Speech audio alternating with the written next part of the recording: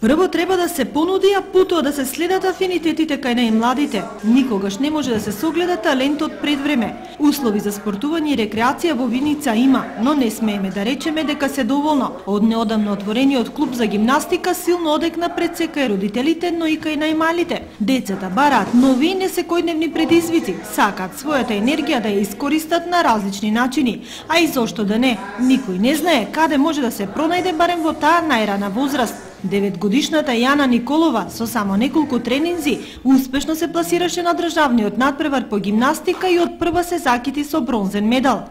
Нема тренирано многу, но еластичноста и е доблест.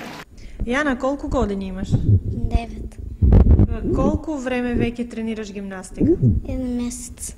Успехот на Јана е само добар пример кон кој треба да тежнеат и другите, но како што вели тренерот Никола, гимнастиката е базичен спорт, основата за физички развој на секое дете.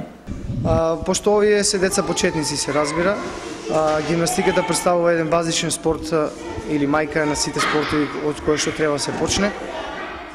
Часот по гимнастика, значи го почнуваме со најосновните вежби, вежбите за обликување и за изградба на правилно држење и на правилно тело. Овде спаѓаат, значи, вежбите од корективна гимнастика, значи деформитети на рабет, на стапала, на колена и така натаму. Се разбира со оние деца кои што се поталентирани и имаат предиспозиции за гимнастика, тие можат, значи, и да ги уврстиме во една надпреварувачка група, како што имаше еве овде две надпреварувачки од Виница на последниот државен надпревар во Белига во Скопје кој што се одржа. Ги водевме, значи, Јана Николова и Татјана Илиева, каде што Јана Николова дури забележи еден значителен успех во низината категорија помлади пионерки и го зазеде третото место. Клубот за гимнастика во Виница има 2 термини неделно, среда и сабота од 13 часот, а во него можат да членуваат деца од 5 години па нагоре.